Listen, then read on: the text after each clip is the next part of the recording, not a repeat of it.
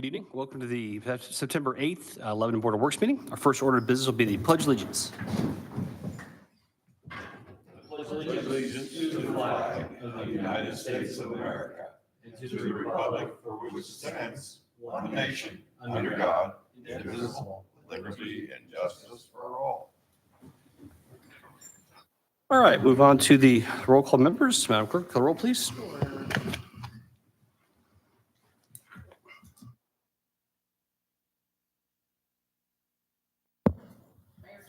Here.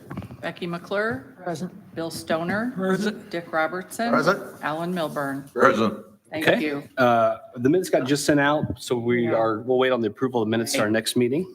It's after 3. So move on to department head reports. First up will be Police Department, Major Hood. Good afternoon. In the time since the last department report, the Lebanon Police Department has responded to 883 calls for service, investigated 38 vehicle crashes, and effected 29 arrests. Those arrests were for the following charges: 12 wanted on warrants, 3 operating while intoxicated, 3 possession of methamphetamine, 2 dealing in a narcotic drug, 2 possession of marijuana, 2 driving while suspended, 1 minor possession of alcohol, 1 resisting law enforcement, 1 dealing in marijuana, 1 domestic battery, and 1 leaving the scene of a property damage crash. In training, Lebanon Police Department officers completed emergency vehicle operations training at the new track at the Indiana Law Enforcement Academy. This training focused on pursuit driving, policy, and high-risk patrol stops. Additionally, Officer Eric Taylor completed a 3-day course on drone operations. Pending your questions, this concludes my report. Thank you, Major. Any questions for the Major from the board? From the public? Okay, thank you, sir. Next up will be Fire Department, Chief Batts.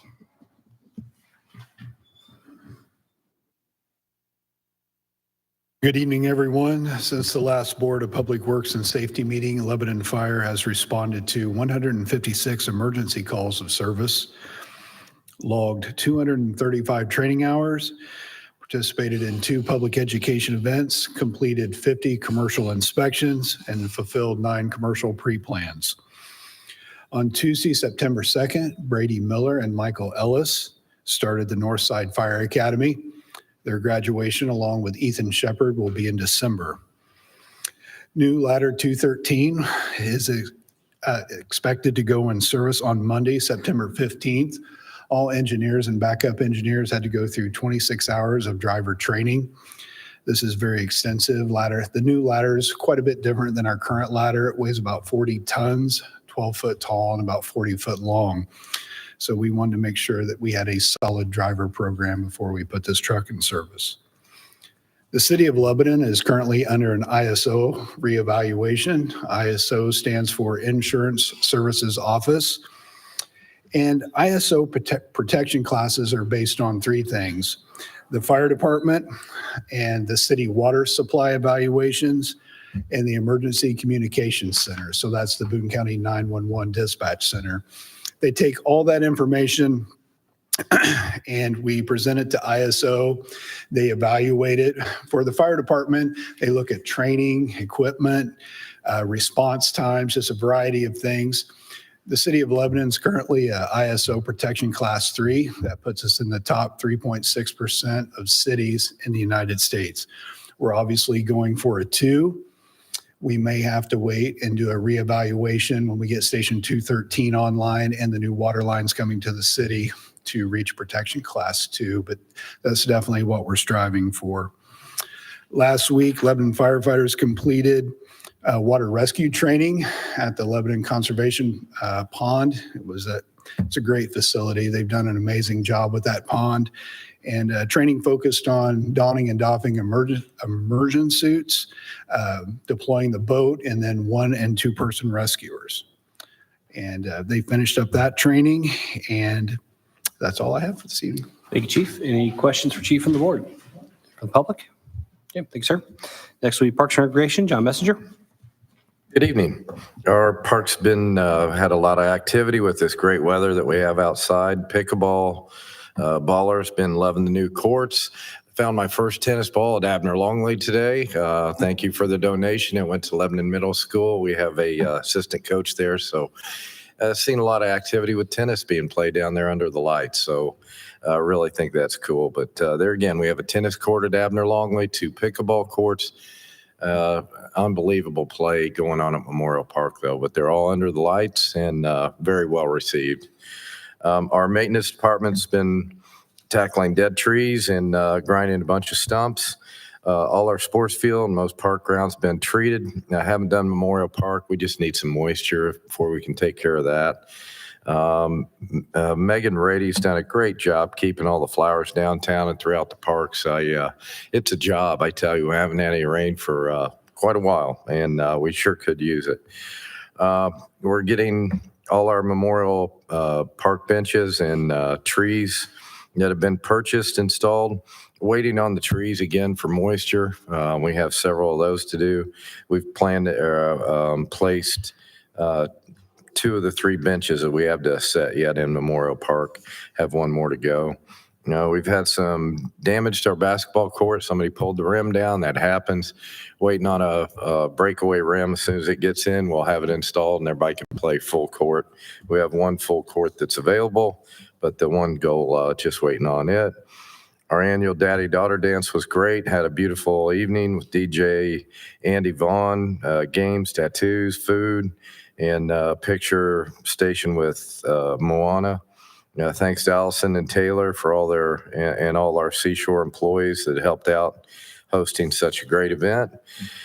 On Saturday, August 30th, Brother and Sister Czech Ministry hosted their first annual Summer Slam in Memorial Park. Had a great turnout. I really appreciate them coming out. Inwell just hosted last week. I think it was Thursday. Well, it was last Thursday, September 4th. They offered free food from different food trucks, live music, free T-shirts, and their information from different resources throughout Boone County. Saw quite a few people and heard quite a few testimonials that were really nice. The Corvette Club, are coming back out again this year. I think it's their second annual in Memorial Park this Saturday. You can check the times there at our website, or again, just check out the Corvette Club. It'll be Saturday. Lincoln Days are coming back again. It's scheduled for the last weekend in September, the 27th and 28th. Just prepare your dogs. 2 o'clock and 4 o'clock, there's a reenactment. Cannons will be going off and the dogs will be reacting, I'm sure.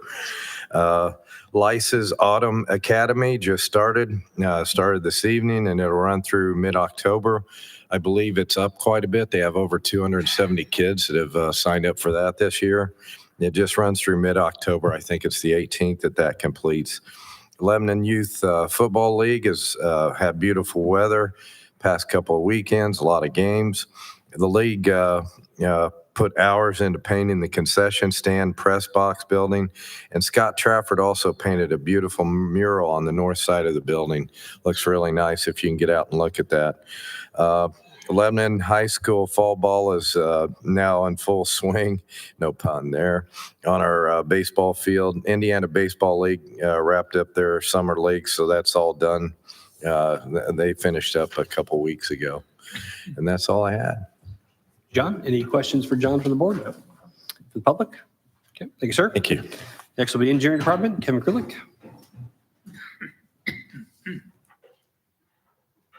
Thank you. Good evening. Some project updates from around the city. We'll jump out to Chadwick. When I last spoke to you, we had just completed our wetland delineation, and we are moving forward with preliminary layout for design and permitting associated with those creek mitigations. As well as we're also working with our friends at Four Star Development for Angeli Gardens. They've agreed to help us defray some of the cost for these drainage improvements. So more to come here in the coming weeks as those layouts and permit applications get finalized. Also, we completed the three-way stop warrant analysis at Angeli Gardens or Angeli Way and Grant Boulevard. The warrant was found, there was no warrant found for a three-way stop at that intersection. So That took into account the existing traffic, the proposed traffic that we were going to see with the development of Angeli Gardens and the full build out of Auburn Meadows as well as Liberty Village, but did not meet more analysis for that three-way stop. So it will remain just a one-way stop with stopping traffic on Grant Boulevard for now. Happy to revisit that in the future and see if our projections on those traffic generated from the development matches. Hey, Kevin, just because something does reach a warrant analysis, though, theoretically, the city council could put one in, though, correct? Yeah, I mean, we did the analysis just to show how it agreed or did not agree with the standards that are established for when a three-way stop or a stop sign is warranted. But the city council can decide to put a stop sign wherever they want via ordinance. So Just wanted to clarify that. Just because it said that doesn't mean it wouldn't. absolutely. Let's see, Grant Street project phase 1. It appears that our funding that has finally been processed and came through from NDOT, and that's the funding that they needed to finalize their final closeout and complete final change orders and final construction records. So hopefully we'll be seeing that wrapped up, and I can take this off the list before we get back to you at the end of the month. And Grant Street Phase 2 is moving right along. At this point, all the utility relocations are now complete. Centerpoint was the last, and they have finished their work. And we're moving that forward. Lebanon Utilities has agreed to pay the invoice we sent them for approximately $970,000 for their portion of the water and sewer work associated with the project. You might remember this is how we will shuffle some money around to fund the Thompson Street garage. The only caveat there is that they're not allowed to pay us that money until we actually put the pipe in the ground. So we will be delaying, just from a cash flow standpoint, that Thompson Street garage, the full improvements of that until a later date. Probably, hopefully, by the end of the first quarter, we'll be able to move that bidding package forward. Fordyce Street, just trying to put the finishing touches on this one. Some final utility relocations were complete. That will free up a couple of sidewalk pours.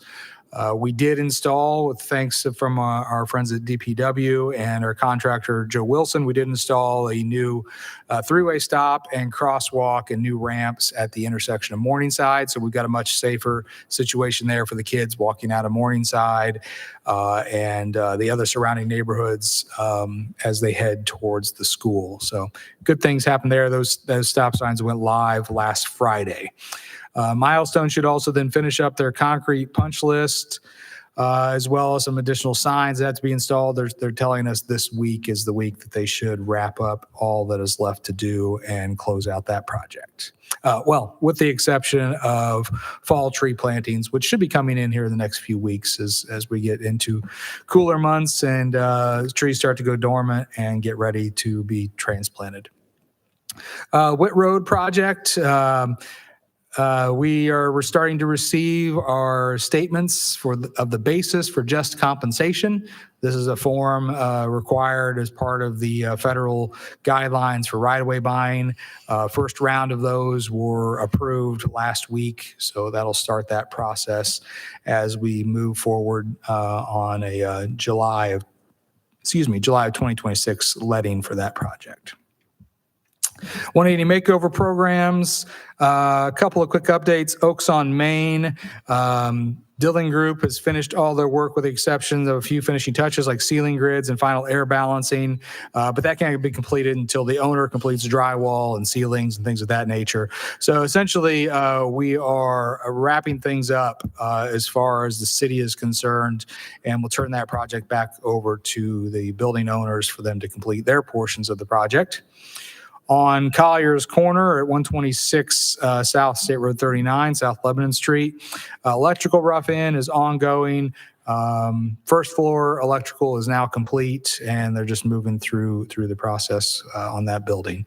Right next door at 124 South State Road 39, Lebanon Street.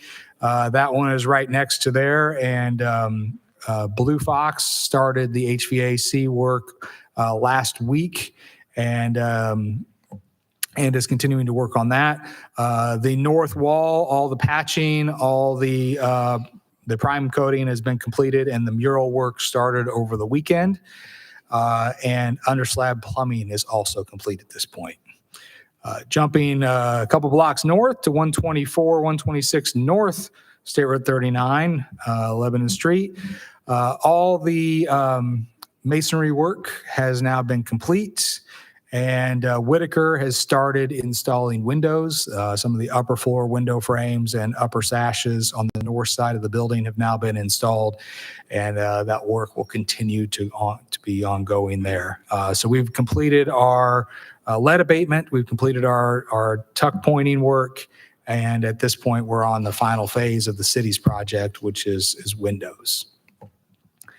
Park projects, Stone Eater Bike Park. I want to thank John, the crew, and also our local contractor, John George, for some of the maintenance that's going to go on this week. I've also posted this on the Facebook page for the park. We will be doing some maintenance this week on the cross-country stone trails, just regrading those and adding some material to top dress those and stabilize things as we get ready for fall and also get ready for the NICA race coming up in late October.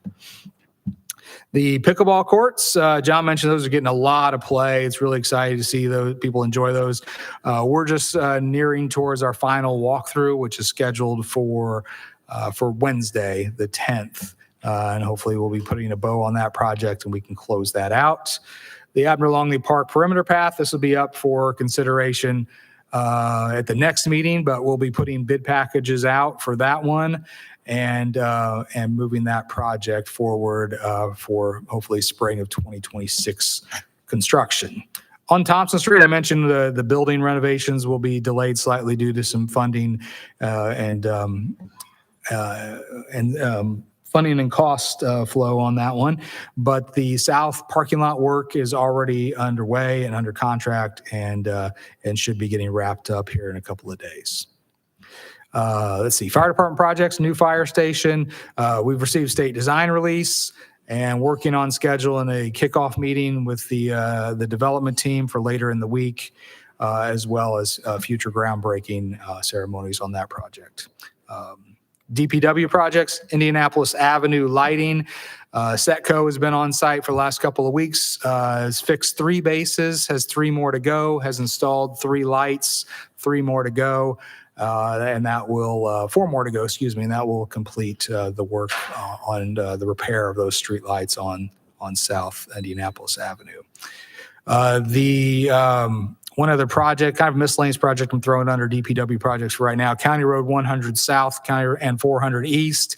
The roundabout construction that is scheduled for bidding in February of next year.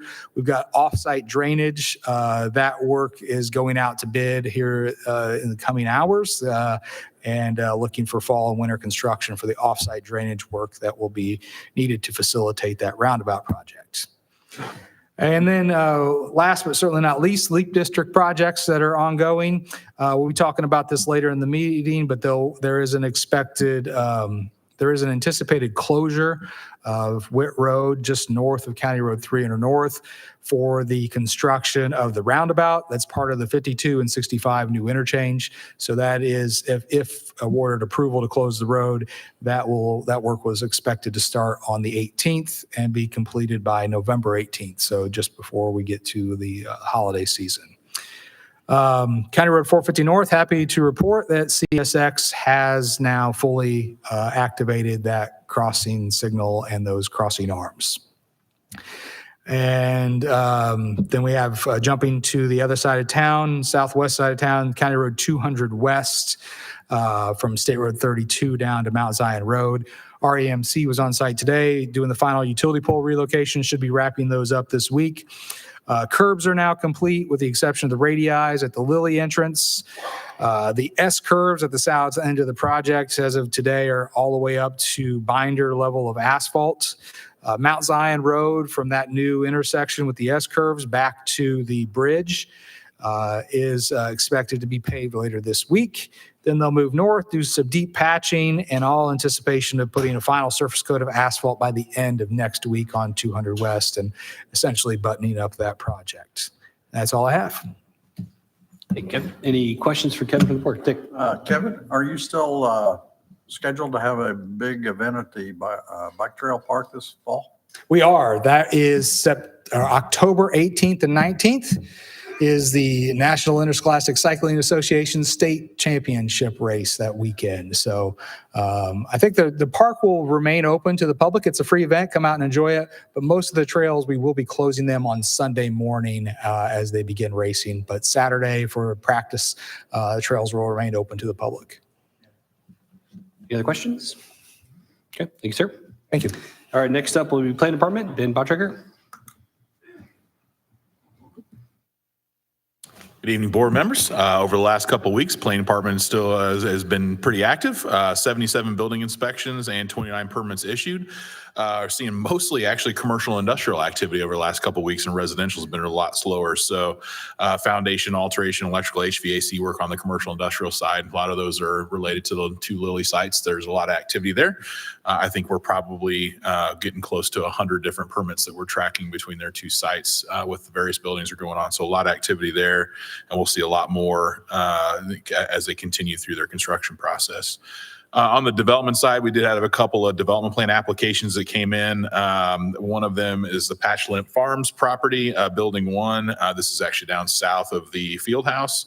500,000 square foot industrial manufacturing built on 58 acres. Just now starting some of the technical reviews associated with that one. I don't expect we're actually going to see anything happen out there until probably next spring, given the improvements that are necessary to the legal drain outlet in that area. But we are starting the reviews of those things now, so in anticipation of them starting probably next spring.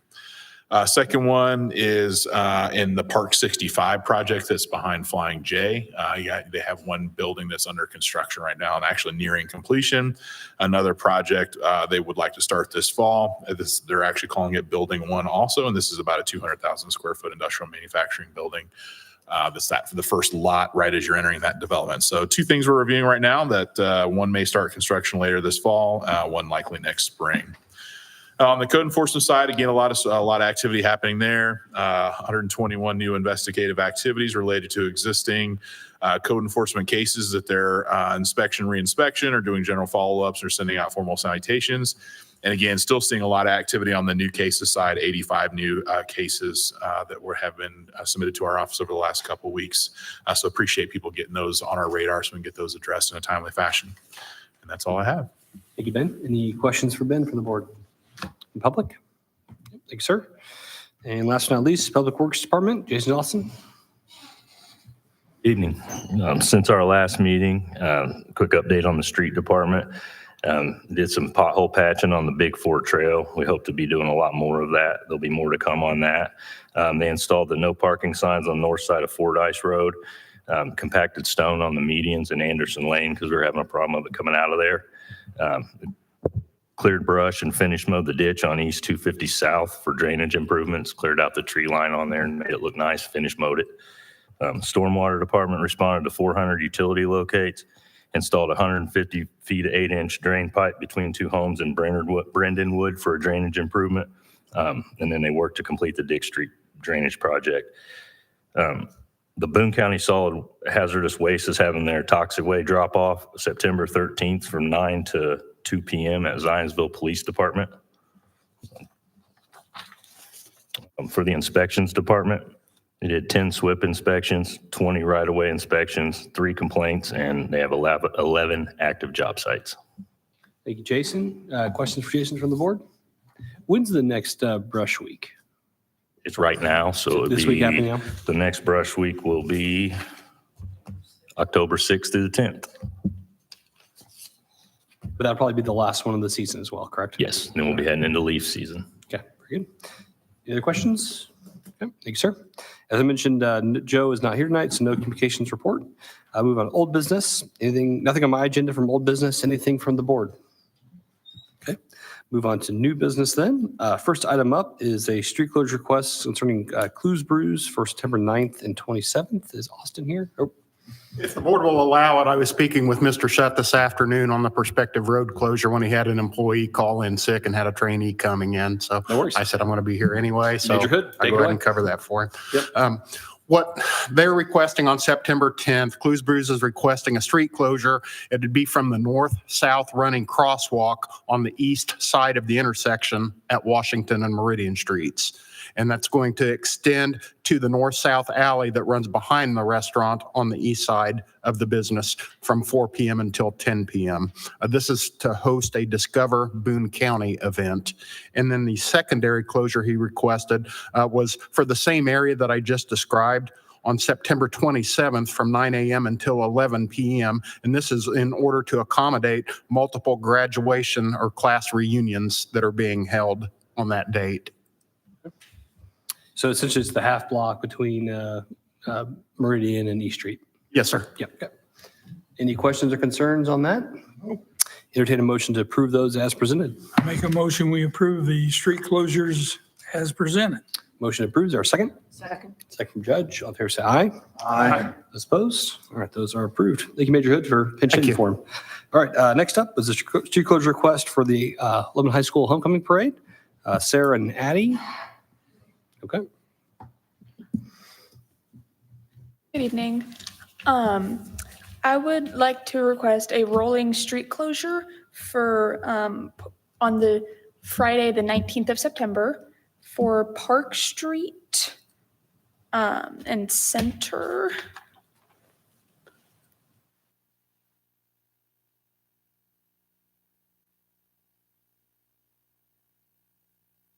Okay, okay, perfect. And then what time is the parade? 4:30? Okay, perfect. Any questions from that from the board? Entertain a motion to approve as presented. I'll make a motion, we approve the presentation for the LHS homecoming parade route.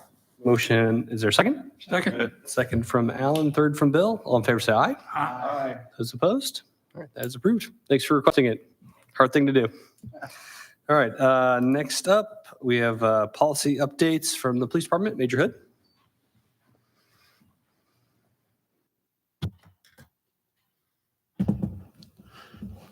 Okay. Share my screen here.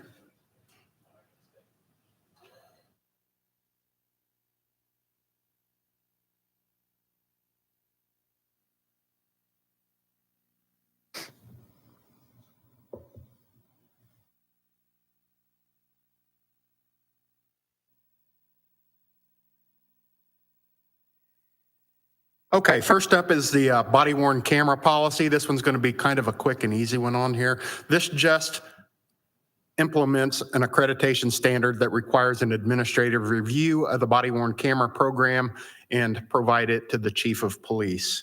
And then one other item that they added, I don't know where this would have came from, but members are prohibited from using any other body worn camera other than department issued camera. Okay. Questions on that? All right.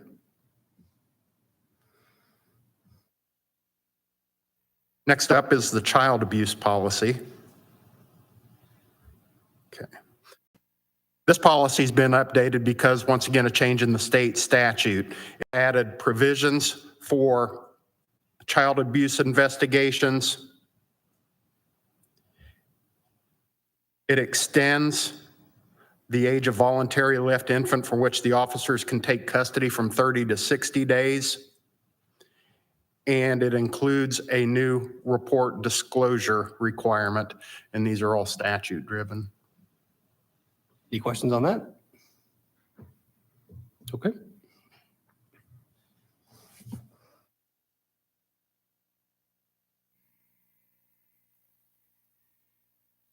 Immigration violations are next. This is also a Indiana code that required the staff of a jail or detention facility taking custody of an arrestee to notify the county sheriff if there's probable cause to believe that an arrestee is not lawfully present in the United States. Officers are required to inform jail or detention staff of probable cause to believe that an arrestee is not lawfully present in the United States to meet the requirements of this legislation. Questions on that? Okay.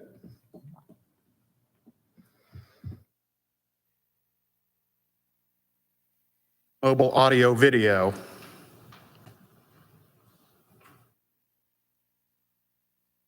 looks a little worse than what it is. A lot of it's kind of grammar on that. But accreditation standards require a document supervisory review of the recordings. It's made some punctuation corrections and gender pronouns were removed.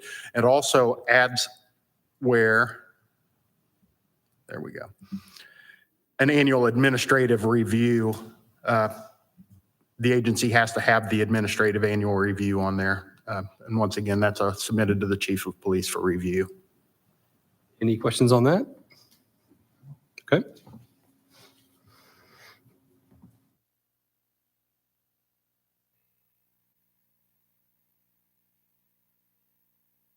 This one's kind of an easy one too. This is kind of a carryover from some of the policy that we've done before in the past. This is driven by the new criminal justice information systems update that we approved a few weeks ago. Some of that content was relocated to that particular policy.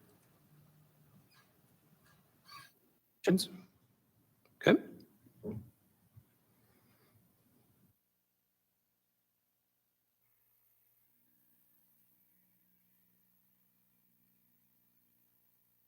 For traffic accidents, this policy is updated because of legislative actions, again, that as of July 1 amended the law enacting a yellow dot motor vehicle medical information program. Drivers or vehicle owners are able to get a sticker that would go on their back window that would tell first responders that there could be important medical information in an envelope in the glove box of the vehicle. So that authorizes that particular yellow dot. Also, beginning in July 1 of 2026,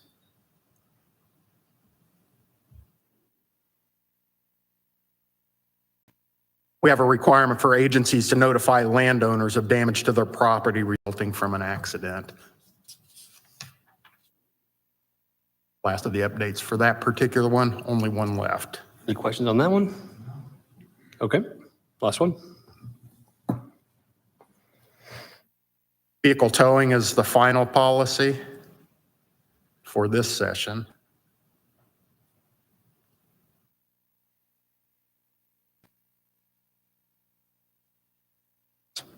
This policy's been updated because a change in state law requires law enforcement agencies to develop a written policy or enter into a contract covering emergency towing services and rotation. This references, we have the written policy, so we're updating that here. So that's the last of the policies I would request you. Yeah, just one question. Sure. What was the title of 423? Sorry. Policy number 423. Yeah.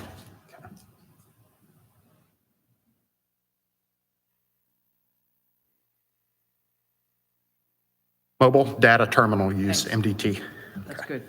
Thanks. Any other questions on the previous policy proposals?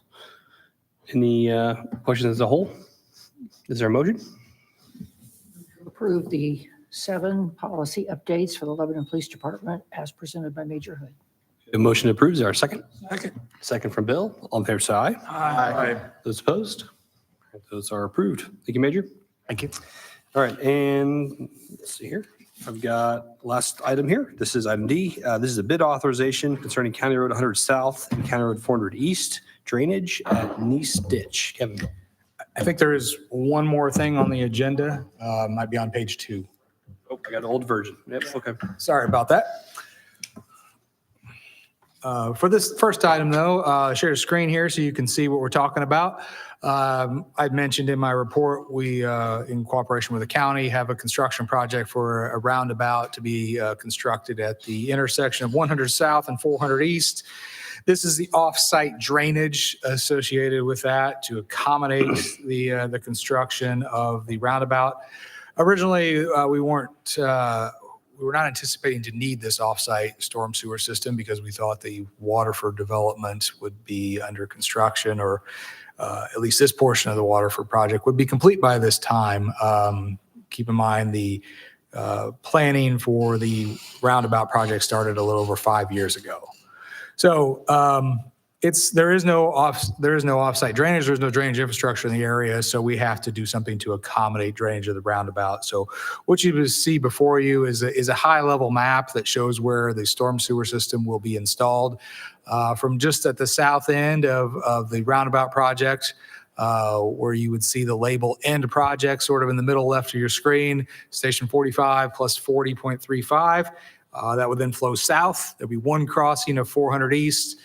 There will be a closure when that happens. There is a detour provided in the plans.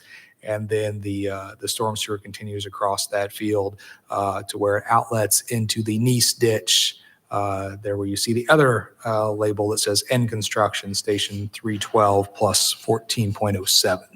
So all I'm asking for tonight is just authorization to issue these bidding documents. Any questions from the board on this project? I would entertain a motion then to approve a bid authorization for the County 100 South, County 400 East drainage project in East Ditch. I'll make a motion, we approve the authorization for the bid documents for the 100 South, 400 East drainage project. Okay. Motions, are second? Second. Second from Alan. All in favor, say aye. Aye. Those opposed? That's approved. Apologies, Kevin. No, last item. Last item is a street closure request. I mentioned this in my report as well. This is for Witt Road.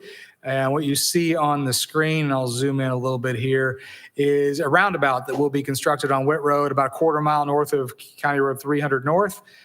This is a roundabout that was being constructed as part of the new I-65 and US 52 interchange. Originally speaking, this was supposed to be done under traffic. But in working with the state and working with the Eli Lilly team to the north, the problem with building this under traffic is that would put it into construction in the spring when we start to see peak traffic movements going in and out of Lilly, and we want to try to avoid interrupting that traffic flow. So the state has proposed to build this entirely outside of traffic, meaning stopping traffic at this point so that they can expedite this. They would like to close Witt Road at this location on September 18th, and it would be a 60-day closure while they build this roundabout.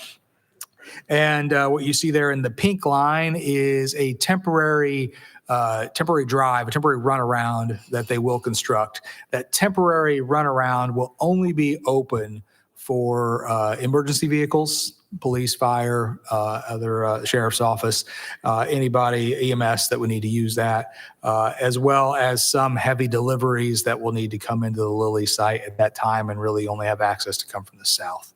But it will be closed to public passenger car vehicular traffic, and the closure is proposed to be from 9/18 through 11/18. Any questions on that from the board? So they had to do under traffic. How long do they think it would take? Over twice as long. So I'll make a motion, we approve the street closure request for Witt Road. we have a motion to approve. Is there a second? Second. Second from Alan. All in favor, say aye. Aye. Those opposed? That is approved. Thank you, Kevin. All right, that concludes what I have for new business. Anything from the board? Okay, move on to claims. Entertain a motion concerning the claims. Make a motion, we approve the claims.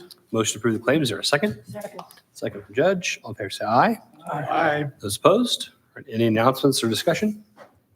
Okay, we'll entertain a motion to adjourn. Make a motion, we adjourn. Motion to adjourn. Is there a second? Second. Second from Alan. All in favor, say aye. Aye. Those opposed? Our next Board of Works meeting will be Monday, September 22nd at 6:15 PM. We are adjourned. all right.